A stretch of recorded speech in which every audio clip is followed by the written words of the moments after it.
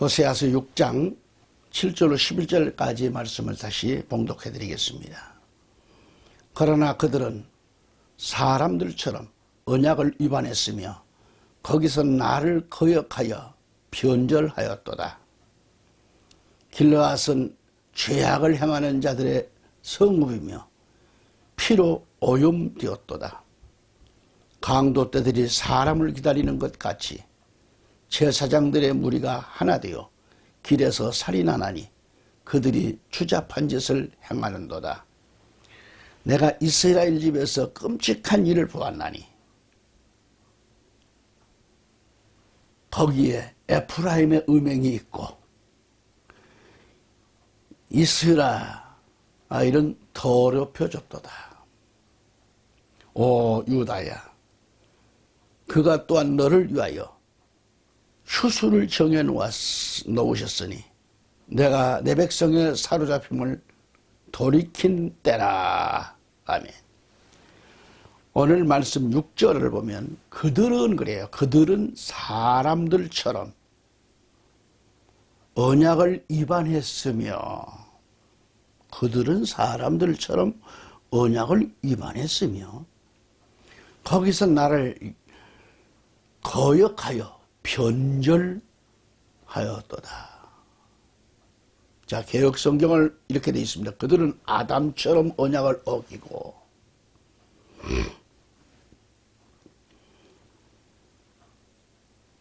거기에서 나를 반역하였느니라. 이렇게 말씀이 되어 있습니다. 지난 시간에 이어서 말씀을 전합니다.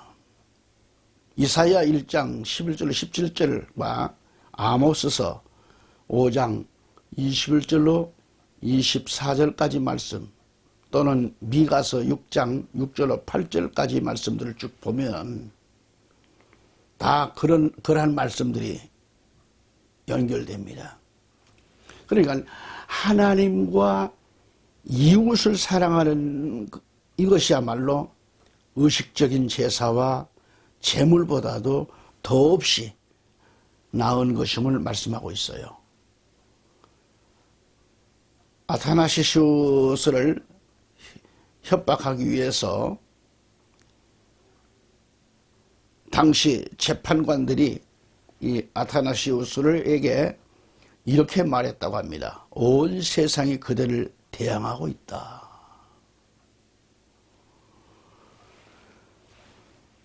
그러자 이 아타나시우스가 대답하기를, 그렇다면 아타나시우스가 온 세상을 대항하노라. 이 하나님의 인애와 하나님 아는 자는 이처럼 강하고 담대하다. 그런 얘기예요. 이 방송을 애청하고 계시는 성도 여러분, 이 하나님의 긍휼로 하나님을 아는 지식으로 섬기며 예배드리는 이 그리스도인으로 길들여지고 성숙하게 성장되어야 합니다. 그리고 세상을 보는 시각이 달라져야 돼요. 그리고 자신이 하나님의 방식으로 세상을 살고 하나님을 위하여 자신의 그 존재되어야 합니다. 자신이 하나님을 위해서 잘 존재해야 돼요. 이렇게 되면 삶이 바뀔 겁니다. 그리고 그 생각 속에는 세상과 자신을 부인하고 또 하나님만 바라보고 헌신하며 참된 예배자로 살아가게 될 것입니다. 자, 예를 들어 봅시다. 아들이 너무도 말을 안 들으니까 아들을 붙들고 어머니가, 아들아, 미래를 위해서 부탁하는데 공부를 못해도 좋다. 학교는 졸업하자. 건강을 위해서 그러니 밤에 일찍 자고 아침에 일찍만 일어나자. 그렇게 일렀습니다. 아들이 간섭 많은 집구석 자유롭게 살고 싶다면서 집을 그냥 뛰쳐나가 버립니다. 그리고 2년 동안 집하고는 소식을 끊었어요. 아들을 찾던 어머니는 간신히 인생 밑바닥까지 떨어져 밥도 제대로 못 먹고 피골이 상접하다는 그 이야기를 듣고 아들이 들었죠. 그 소문을. 평소 아들이 좋아하던 음식 챙겨 도시락 싸들고 만나러 갔습니다. 어머니가 또 아들을 그리고 집으로 돌아가자고 했더니 그래요. 어머니가 나를 못살게 굴어 쫓겨났지만 어머니 눈물 봐서 내가 돌아가죠. 한다면 도시락 엎어버리고 싶지 않겠는가. 어머니가 말이죠. 더 엎어버리고 싶지요. 오늘 호세아를 생각해 본다면 아내인 고멜이 딴 남자의 눈에 맞아 집 떠난 고멜을 밖에 나가서 죽을 고생을 하고 있을 그런 생각을 하고 찾아가서 다시 사랑하며 데려오려고 찾아갔지만 고멜은 생각하기를 돌아가자. 내가 옛 남편에게 돌아가리라. 남편이 나를 쫓아내었으나 나를 다시 받아줄 것이요. 남편이 나를 찢고 때렸지만 다시 싸매어 주리라. 이러는 모양은 아닌지. 이건 회개가 아니죠. 이것은요, 영혼 없는 고백일 뿐이에요. 상투적인 말장난에 불과한 거예요. 그래서 오늘 말씀에 하나님께서는 이것저것 번제도 헌물도 필요치 않습니다. 너희가 나를 아는 것을 더 원한다 그랬어요. 원한다. 하나님을 아는 걸 더 원한다. 긍휼로 하나님을 아는 더 아는 것을 원하였으나 하는 문맥을 본다고 하면 하나님께 대한 이 충성과 헌신뿐만 아니라 이웃을 향한 진실한 사랑까지도 더 하라는 말씀이겠습니다. 만약 사랑과 진실 없이 위선적이고 공허한 제사와 번제를 드린다고 하면 이것은 하나님 앞에 가증스러운 일일 뿐이죠. 하나님은 거짓된 의식과 허물 좋은 희생을 역겨울 정도로 미워하십니다. 하나님은 위선된 자를 미워하세요. 마가복음 12장 23절에 보실까요? 너희는 주의하라. 깨어 기도하라. 그때가 언제인지 너희가 알지 못하느니라. 이렇게 주님은 말씀하셨습니다. 또한 우리 예수님은 바리새인들의 그 외식적인 그런 경건과 형식주의를 책망하였었고 긍휼과 자비를 원하신다고 말씀하셨어요. 따라서 하나님께 순종하고 이웃을 사랑하는 귀한 행위는 곧 하나님을 아는 참된 지식이며 긍휼이다 이 말이죠. 긍휼.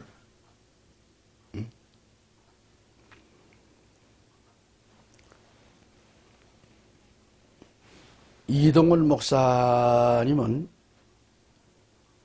하나님의 얼굴을 피해 끊임없이 도망가는 인간의 역사, 끊임없이 추적하는 하나님, 역사는 처음부터 그랬습니다. 범죄하는 아담이 숲속으로 도망을 했는데 전능자 하나님 앞에서 자신을 은폐할 수가 있겠습니까? 이 착각은 바로 나의 착각일 수도 있습니다. 심리학자 메슬러는 사람이 죄책을 느껴야 하는 상황에서 죄책감을 느끼는 것은 좋은 일이고 필요한 일이다. 이것은 결코 피해야 하는 것이 아니고 성숙으로 인도되는 필연적이고 내면적인 체험일 수 있다. 숨어 있을 때는 매우 불안하지만 들키고 나면 해방을 얻는 것 같이 오히려 마음으로 원할 수도 있다. 죄책 후에 오는 회개의 고백으로 자신을 바로 볼 수 있기 때문이다라고 했습니다. 우리나라 초대 평양 대부흥 운동의 계기가 되었던 간증이 있습니다. 1907년 평양에서 대부흥 집회가 일주일간 열렸을 때에 그때 일인데 모든 참석자들이 정말 은혜를 갈구하며 사모하며 목말라 했는데 마지막 날이 되어도 이렇다 할 변화가 없더라는 거죠. 그러자 집회를 인도하신 길손주 장로님은 안타까워했습니다. 당시 1,500여 명이 운집했던 그런 웬일인지 성령의 은혜가 내리더라. 여러분 옛날 이게 50년대 얘기인데 1,500여 명이 운집했다라는 것은 엄청난 겁니다. 기도하던 중에 길손주 장로님은 은혜가 없었던 것은 강사 자신의 탓인 줄 깨달았고 성령에 감화되어 일어나 우렁찬 목소리를 외쳤습니다. 여러분, 저는 아간과 같은 놈입니다. 저 때문에 우리 모두가 은혜 받지 못하고 있다는 것을 저는 깨달았습니다. 얼마 전에 제 친구 한 사람이 임종하면서 부탁하기를, 장로님, 나는 이제 죽는데 내가 죽은 후에 재산을 잘 처리해 주시길 바란다면서 제 아내는 이런 관리를 할 줄 모르니까 꼭 부탁한다고 했습니다. 저는 그 과부의 재산을 다 정리하기로 했지만 그중 100원을 잘라 먹었습니다. 저는 하나님을 속였습니다. 내일 날이 밝는 대로 돈을 돌려드리겠습니다 해서 100원이라는 건 그 당시에 40년 후반 50년 어마어마한 돈입니다. 큰 돈입니다. 100원은. 저 어렸을 때만 해도 1원짜리 하나 가지고 비과사탕이 한 주먹이에요.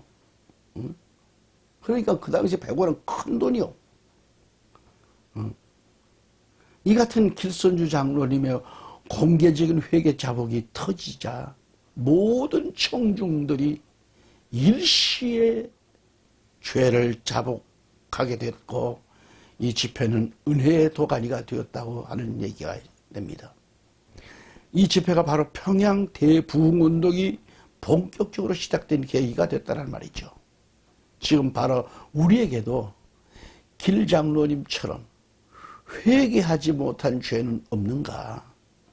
내 안에 그러한 죄 때문에 내리는 비와 같은 하나님의 은혜가 스며들지 못하고 있는 건 아닌지 생각해 보자 하는 의미입니다. 다시 오늘 본문 6장 7절을 봅니다. 그들은 사람들 같이 언약을 어기며, 그래서 언약을 어기며. 개혁성경에는 아담처럼 언약을 어기고 그랬죠. 거기서 나를 대적하고 배신하였다 그랬어요. 개혁성경에는 반역이라고 했고, 여기서 그들은 아담처럼 했는데, 아담은 사람이란 뜻이기 때문에 그렇습니다. 양쪽 다 문맥이 맞는 거죠. 아담이나 사람이나. 사람들 같이 언약을 어기며 나를 대적하고 배신했노라고 했습니다. 여기서 문맥상 아담을 생각해 봅시다. 창세기에서 아담은 선악과를 먹지 말라고 하는 하나님의 명령을 그들은 어겼잖아요. 어김으로 언약을 파기했다는 것을 알 수 있지 않습니까? 로마서 5장 14절에 그럼에도 불구하고 아담으로부터 모세까지 아담의 범법과 같은 종류의 죄를 짓지 아니한 자들 외에도 사망이 군림하였는데 아담은 오셔야 할 분의 모형이니라 그랬습니다. 이와 같이 에브라임과 유다도 여호와를 배반하고 언약을 지키지 않는 백성들이라는 점을 강조하고 있는 거예요. 이스라엘이 하나님과의 언약을 어기고 패역한 행동을 한 그 장소를 나타냅니다. 즉 넓게는 가나안 땅이고 좁게는 베델이나 단과 같이 우상 숭배로 더럽혀진 장소를 가리키는 거예요. 거기서 나를 대적하고 그랬어요. 배신했다라는 거죠. 이 반역하는 행위를 의미하는데, 이것은 이스라엘이 하나님의 백성의 길을 포기한 죄악된 그런 위치에 있음을 시사하는 말씀이에요. 이어서 8절 말씀을 본다면 6장 8절에 길르앗은 불법을 행하는 자들의 도시로서 피로 더럽게 되었도다 그랬어요. 길르앗은 악을 행하는 자의 고울이란 얘기죠. 피, 발자국으로 가득 찼다 이 말이에요. 죄악으로 가득 찼다. 불법으로 가득 찼다. 그러니까 길르앗은 불법을 행하는 자들이 도시라고 그랬어요.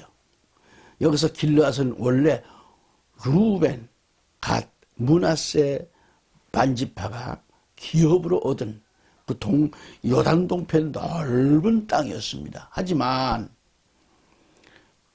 본문 말씀에서는 길르앗은 불법을 행하는 자들의 도시라고 했어요. 도시. 바로 길르앗은 불법을 저질러 대는 도시로서 이 사람들은 너무도 흉폭하고 살인적인 특성을 지닌 그런 자들로 기록되어 있습니다. 그 증거로 길르앗 사람 50명이 베가의 반역에 동참해가지고 부하야를 살해한 사건을 들 수 있습니다. 열왕기하 15장 25절에 말이죠. 그리고 여기 피로 더럽게 되었다고 했어요. 피발자국이 편만하다고 했습니다. 이것은 생생하게 피해 현장을 묘사하고 있는 말씀이죠. 불법과 가득한 도시로서 유혈과 살인을 얼룩진 이스라엘의 이 비극적인 상황을 극적으로 나타낸 것을 보여주고 있는 거죠. 어쨌거나 살인자로 가득 찬 길르앗의 패역한 모습을 상기시키고 있습니다. 다시 9절 말씀 봅니다. 강도 때가 사람을 기다리는 것 같이 제사장들의 무리가 동의하여 길에서 살인을 행하나니 그들은 음탕한 짓을 행하는도다 그래요. 강도 때가 말이죠. 사람을 기다리는 것 같이 제사장의 무리가 세겜길에서 살인을 해요. 그들이 사악을 행하였다고 그랬어요. 음탕한 짓을 행했다는 얘기죠. 그래서 8절에 이어 9절을 보니까 이들의 잔악성이 그대로 드러나고 있어요.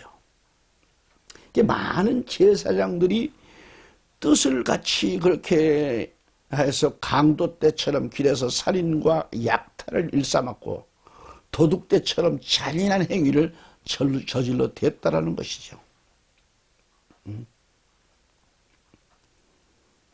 호세아서 7장 1절에 이들은 제사장의 무리인데 이들이 공동의 목적을 가졌어요. 공동의 목적을 가지고 서로 연합하는 동료나 단체를 뜻하고 있습니다.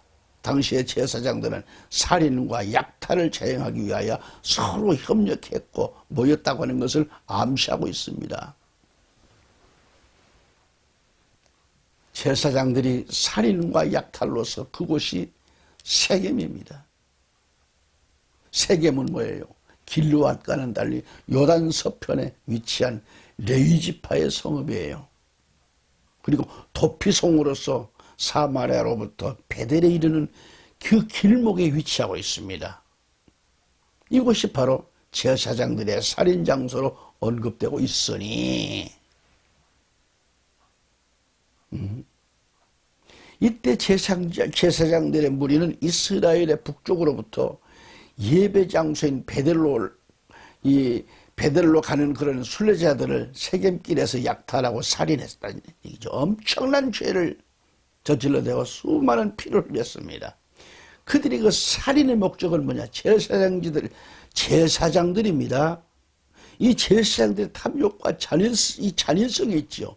오늘 본문 말씀은 세겜길을 점거하고 순례자들을 살인한 강도 행위를 지적하고 있는 거예요.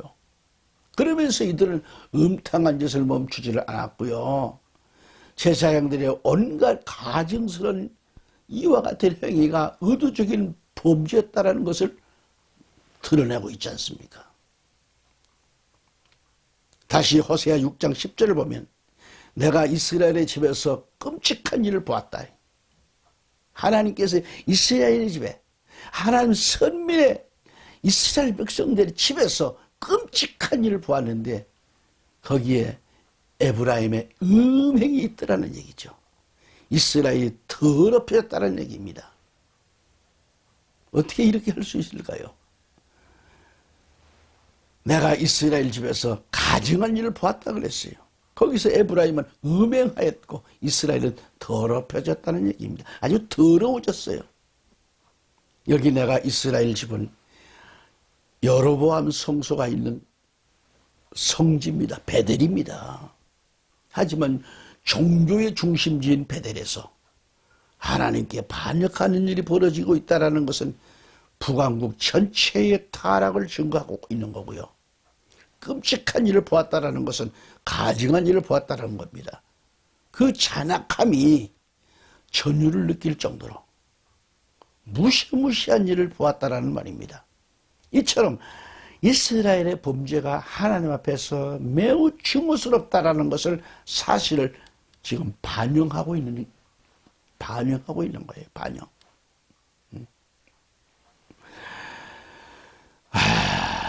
이 에브라임의 이 행음이 있으며 이스라엘이 더럽혀졌다라는 거 했는데 에브라임과 이스라엘이 음행하고 하나님의 언약을 배반하고 우상 숭배에 깊이 이렇게 빠져버리는 것, 이 죄악을 나타내고 있는 것. 그런가 하면 에브라임은 한 지파가 아닌 이스라엘 전체를 대표하는 이름을 가진 것이에요. 그 이름이 대단합니다. 이 이름을 갖고 있어요. 다시 6장 11절에 보면 또한 오 유다야 내가 내 백성의 포로된 것을 돌이킬 때에 그가 너를 위해 수확할 것을 정하였느니라 그랬습니다.